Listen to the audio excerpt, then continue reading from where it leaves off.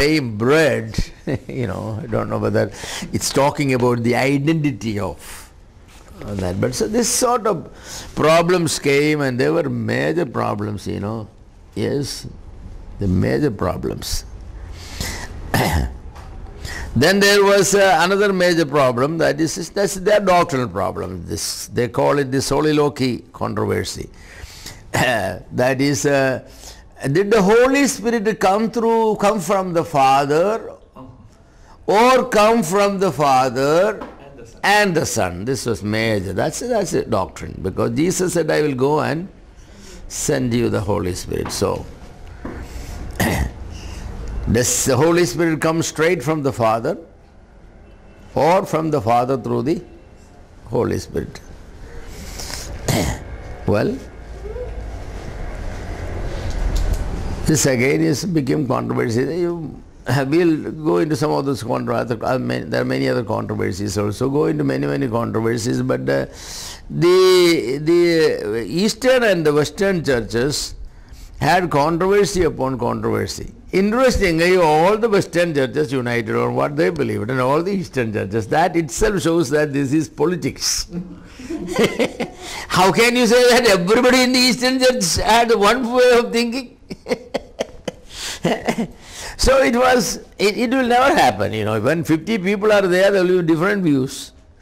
And if all the people from the West has one, and all from the East has one, so I conclude that this is all a cover-up for something else. Their eyes were upon the authority. It's big authority, It's big authority. Anybody who knows that when this is people, this is money, this is properties that you are controlling, not one or two, the richest institution in the world is the church. Whether it is East or West, the West is richer. Yes, you take even an average congregation, how much property they have. The church building itself, some of them are 5 crores, 10 crores, they make, and then they have estates and shopping complexes and college buildings and high schools and monasteries and, there's so many. This is all property. What's the value of the property? So the patriarchs or the bishops, what do they want? The control. But there is one major difference. You may have noticed that. In the Eastern churches, the property is owned by the people. In the Western churches, the property is owned by the bishop. All properties are owned by the bishop. Even you can build a church, but you have to write it, hang it to the bishop, then only he will come and what they call the building will be there.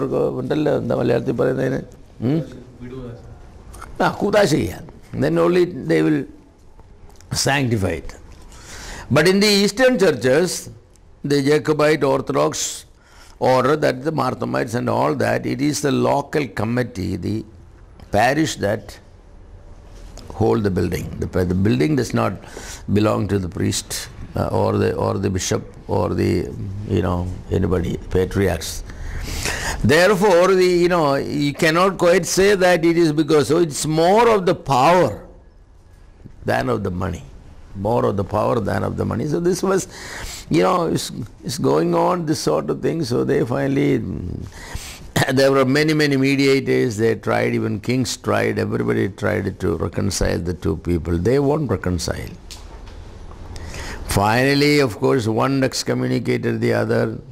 East excommunicated the Pope, Pope excommunicated the Patriarch, and it's all over. It's all over. It's very sad, isn't it? Very sad, but that happened. This happened. Yes.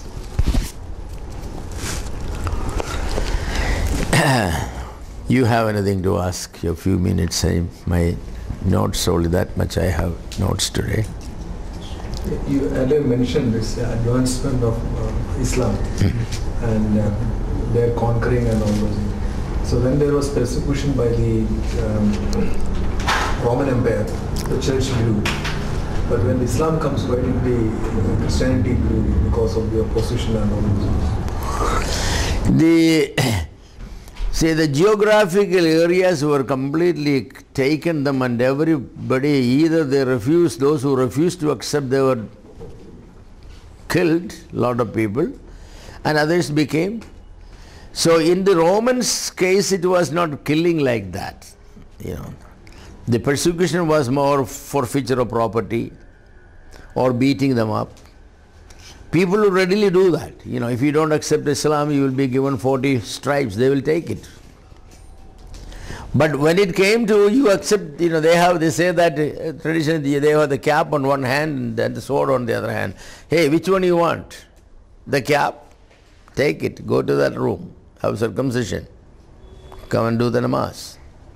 No, I don't want a cap. Then So there was no room for, it's the people those who stood for the faith, they all suffered. So Islam exterminated a lot of Christians, but Rome persecuted, they were physically abusing people. Only few people were taken and, they were burning them and all. But they were burning 10 people, 15 people whenever they have in the stadium there is an entertainment, they will be doing that sort of thing, But this is not like that. This is the army. The army march into and pile them up. They are given the option. So that sort of advancement, Christianity could. They did it. They actually did in in North Africa. A lot of people, for namesake, accepted Islam. And then they tried to, when the persecution was gone, they tried to go back. They couldn't go back. Because their life was in danger. You leave Islam and go back to Christianity. Islam is a religion that never allows anybody to leave Islam. They only allow people to join Islam. Islam never has any room for anybody to leave Islam. It will be on death. So when a religion like that advances, there is very little possibility for the true believers to survive, because they die. So I will say that the true believers all died. Those who were not true believers, they all embraced Islam. But under Romans and under different persecutions, it was not like that. Unless you change religion, because they did not ask you to change your religion, they only asked some cooperation. Why don't you come to our festival? You pray to whomever you want, but you come to our festival. Give a donation to the festivals, things of that sort, But here that is not the one. This is a compulsory, was a forceful conversion or forceful death. Between the two, what option you have? So that was the reason why. When was the actual Arab invasion that part came in? How was the development of the Arabs happening there? Very simple. As a Prophet Muhammad, he went to Medina. He organized the people there. Very soon, I said that in a very, very short time, he had the entire Arabs under him. Of course, he did not go and attack other things because he died. But then the Islamic army, the Arabic army, they were. What time was this? What was the? Oh, I told you the periods and all. 6:30. Yeah. I am poor of dates with my advancing age, but I gave you exactly the dates and all that. 6:30 to Muhammad time. Yes. 27. Yeah.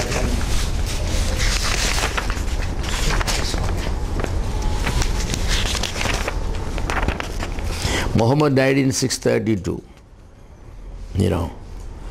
In the next 100 years, his followers conquered Persia, all Arabia, up to parts of India. They went to all Asia Minor and Eastern Africa, Egypt, Palestine. They conquered them all. By 718, they crossed Strait of Gibraltar and conquered parts of Spain. So the nation of Arab was poor. They all were poor. They were very poor people. The Arabs became rich only in reason when the oil was found out. Otherwise, they were nomadic people. They were pirates, basically. See, all these people who are now the sheikhs and all that, who are they? None of them was originally from the Sheikh of Saudi or the Sheikh of Kuwait, or they are not actually Kuwaitis or anything. They were all people used that place as for piracy. They will go to the Mediterranean Sea and capture ships. They will escape to this place. Now then, eventually what happened? Every one of their major leader, they had a territorial control. Then they became the sheikh. And they were, still now, the original people there are still shepherds and all that, but then they were traders. They basically trade. The Arabs were big traders, so they all the way came to India and China to buy spices and all. The Europeans were buying spices only through the Arabs. Why Vasco da Gama came to India? He wanted to avoid the middlemen, Arabs. So they came straight to get all the spices and all. So the Arabs were controlling the business. So they amassed a lot of money, but still they were not necessarily very, very rich. When the petrol was found out by the Britishers and Americans, they didn't know that even what was the pumping out.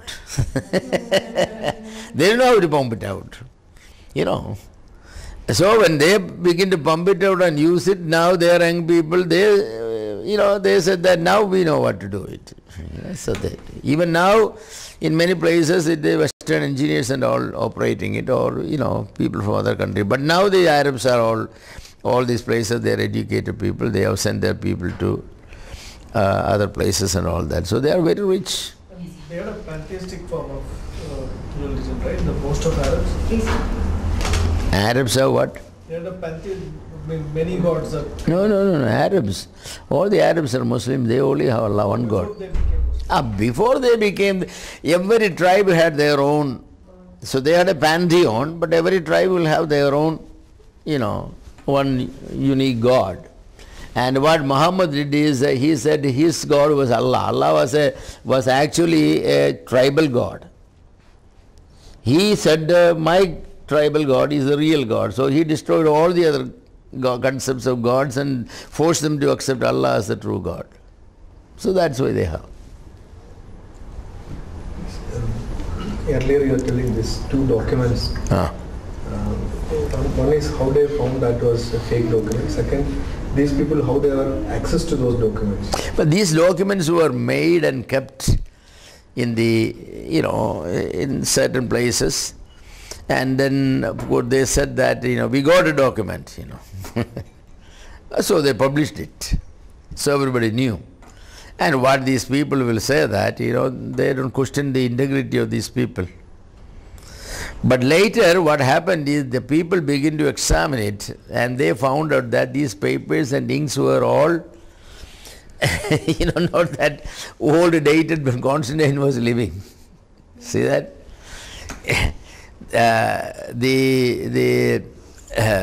The Veronica's white cloth, for example, what they call that? They found out that was a very recent clothes. The chemical examination, they have done it, and they have found out that was a 17th century clothes, or 12th century clothes or something. So the Roman Catholic said that is not now considered anymore.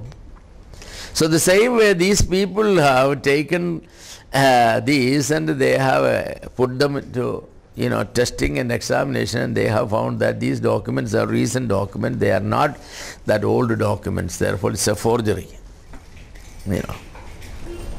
Besides, the problem with these documents is all those kings, they have what they chronicles. They have every day their writings. That they are Roman historians. They are record keepers. They will keep their records. So if this was true, then it will be recorded there on date. I have bequeathed, the Roman estate to the bishop. There is no such records there. Only they have made this document, and they claim this is made by Constantine. Constantine never mentioned it to anybody, and there was no official records in anywhere other than this. And the signature is false. There is no signature of him, a true signature. Everything is false. Yeah. But it served its purpose for them because it helped to consolidate the position of the Pope. That's what actually they wanted is there should not be people questioning it at least. And people were not questioning it for a long time, for a long enough time. By that time what they say that it's already consolidated and everybody accepted it. So it doesn't matter whether this is true or false. Anyway, we accept him as the head. That's the situation. Who was the first Pope? Which order? Linus is the first order. If you take the Roman Catholics, they say Linus was mentioned in the book of Romans. So he is they say that he is the first Pope is Peter, then Peter, they go like that. That's very interesting to study the history of popes. There were periods when there were no popes. And Peter was not really a Pope. I mean, they claim that. Well, was Peter a Pope or not? That's, you can read the Bible and find that out for yourself. But they want to make, the whole 12 apostles were for them, but Peter was the chiefest. Because the key of the kingdom was given to him. So whoever has the key, he will open it. So Peter will decide who will go to heaven and who will not go to heaven. So the key is with him. They don't realize that the kingdom of heaven is not made with iron bars and gates, with Godrej locks.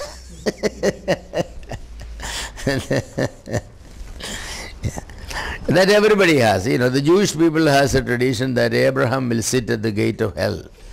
He will sit in front of the hell, and as the people will come, he will look at it, the Jews, he will say, this way to heaven. And the other heathen comes, go ahead. So no Jew will go to hell, that's their belief, because Abraham is going to sit there at the judgment seat. So everybody has some tradition. What is the basis for this tradition? I'm not old enough to say that. I don't know what's the basis for those things. It's very interesting. People sit down and write stories. That's write stories. Grandchildren will come say, Appacha, oru katha vara. So you said so many stories. Now you don't have stories, so you will make stories. What kind of stories you will make? And the grandchildren will believe all those things. So these stories they will tell their children. So what happened? There are certain stories floating in certain families. And very interesting. And I like these stories because my grandchildren always come and used to say, my children also when they were young, so, Daddy, I'll make a katha. Seconds won't, it may be a dog, it may be this, or it may sometimes be a man or something, but you have to make a story in seconds, See that? I mean that he is a meaningless father. Because he doesn't have any stories. So you have to have stories. So some stories are very strange. The good thing is children usually believe, therefore you can say any story. The danger is, because children believe all those things, don't say every story because it has to be true. Otherwise tell them that it is not true. I will tell you a made up story. It's not true. It never happened, but for entertainment. Otherwise, so I think this is all the sort of stories people will say that, Yeah. It's nice to have stories. But if you have some faith, then the faith must have some supporting materials, right? Either your faith is based upon Bible, then you don't have these stories. Because Bible. If your faith is not based upon Bible, then it has to be based upon something where that is called the traditions. There are certain traditions. Traditions are all produced by men. the smarter the man, the more acceptable will be the tradition he produces. You know, there's some stories they made only. Some stories never click. You know, people try to sell it, but there is no buyer. But some stories sell it like hot cakes, because the person knew just to mix the right amount of spices and everything so that the people will buy it. Oh, that's the way. There's no big deal, no big deal. It does not take even one lifetime to produce a tradition. If you are powerful enough and if you can lie artistically, then it can spread very fast. But if you are not powerful enough and artistic enough to communicate this in a way that others will accept it, it may take, centuries and even millennium to make it a story that's acceptable. Yeah.